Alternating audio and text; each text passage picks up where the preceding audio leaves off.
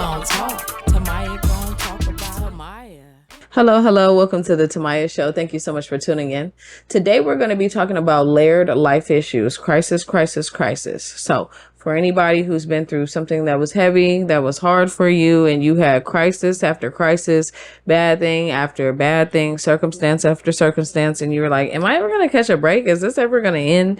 Be it a divorce, maybe you lost a job, maybe some kids went to jail, maybe someone broke in the house, broke in the car, maybe you broke a bone. Whatever it is, this is layered life issues, crisis, which is bad thing after emergency, after unforeseen tragedy, everything was going wrong in your life. So today I'm going to be talking about when things were going wrong in my life at the height of it. You know, I think we all have days or weeks or months where you're like, wow, this is just never going to end.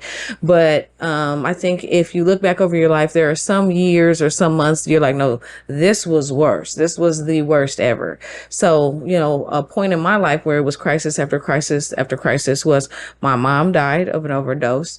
My brother died of a suicide. I was getting a divorce and I had to get a new job and was becoming a new single mother and learning our new co-parent schedule. And that on top of a new job, with small kids, newborn and a little toddler, I was like, wow, this is crisis.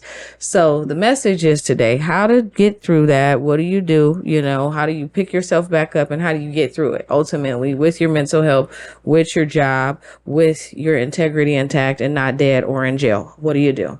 So first things first, going back to the first one that happened in that series of events, which is my brother's suicide. Okay. Crisis.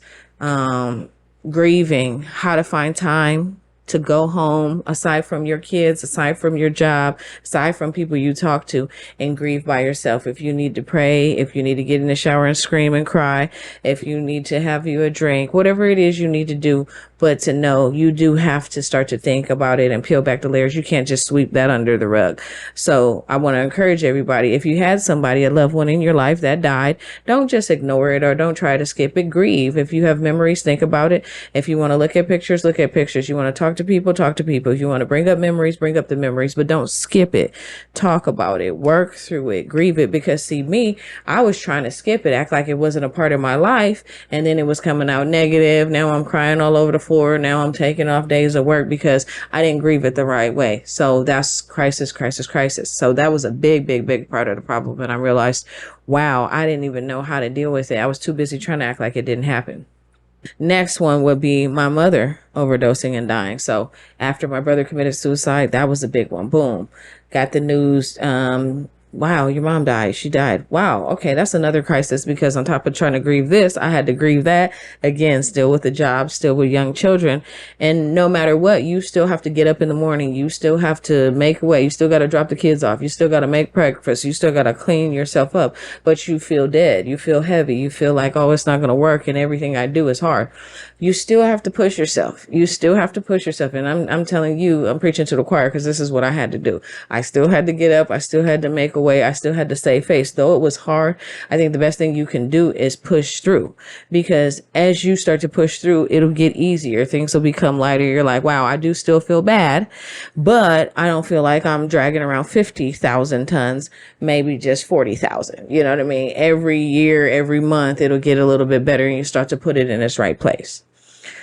So, after that, so we have two tragedies. It's crisis. We got the brother, then we got the mother. Boom, divorce. Oh, well, of course, you know, going up and down in emotions, going up and down in post-traumatic stress, in and out of depression, in and out of behaviors. Boom, divorce comes, starts to loom. So you're starting to realize, okay, how do I pick myself up from this? Mourning a relationship that lasted 7 years, knowing, okay, we have children. What do I need to do? More importantly, well, you don't want to become enemies. You don't want to plant negativity. You don't want to plant seeds of hate, because we're still going to have to raise these children. And so I also want to encourage people, don't just fall out just because the relationship is ending. Maybe the marriage is ending, but co-parenting is just beginning. And that can be a beautiful thing if you push through. I don't encourage people falling out and going for spousal support or child support. I mean, if you're owed it, you're owed it. But at the end of the day, if you can talk about it first and say, hey, this is the agreement, $300, $400, $500, $600, $1,000, whatever you guys have agreed upon, make that agreement. And if you can handle it out of court, do that. If you can't, you can't. And that's nobody's business but you and his. So that's that. Also, that was crisis number 3. Crisis number 4, getting another job. And I realized, all right, now things are starting to fall apart. But I realized I can pick myself up out of this if I push through. Crisis, crisis, crisis. Pushing through when nobody sees you or when nobody's there to acknowledge you, to say, okay, how did you get out of it? I don't know if I even really got out of it. I think sometimes I'm still floating along in it. Maybe you're looking at yourself and you're saying, I'm still floating along in it too. Well, you have to every day, one foot in the front of the other, one day at a time. You have to continue to push yourself. So you can't just sit there and wallow in it. You can't just say, well, it's not getting better for me, and this is just my life and the way things are. It may be the way things are now. I remember during that time when I got the call from my father that my mother had passed away. And he asked me, he said, call me when you get home. And I said, okay, I'll call you when I get home. I didn't, because it was unusual for him to call me and I just couldn't wait for the news. So I said, hey, Dad, I'm at home. I really wasn't at home. I was at work, but I stepped outside. So I step outside. He's like, hey, are you at home? I say, yes.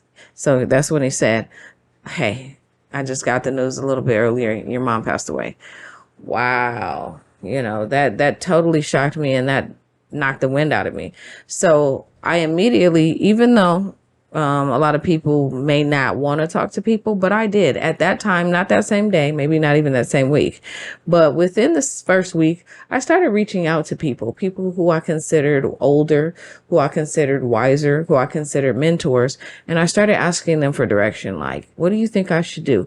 How do you think I should start to grieve this? Or do you think I should ignore it? You think I should get some counseling? You think I should get some therapy? And they're like, you know what? I think you should. I think you should maybe go to counseling. I think you should get some therapy. I think that you are taking a step in the right direction. And I had a stigma against therapy. I was like, nah, I'm not going to talk to anybody about anything. I feel like I can handle it. They're like, no, with certain things that happen in your life, it can't shake you. It can rock your foundation. It can change. You thought you were tough. You thought you had it. You think you were smart. You think you're a counselor. You think you're wise. But that right tragedy on the right day can rock anybody. So you have to also stay humble. If you need a little bit of help, if you need a little bit of counseling, if you need some direction or guidance, get it. Doesn't matter who it's from. It can be a friend. It can be whoever, a family member, but get counseling if you need it. So that's what I did. So that's the main thing I want to encourage people is you still have to get up. You still have to get it done. You still have to push yourself. Yes, that's the hard part, but that's also the beauty of it too.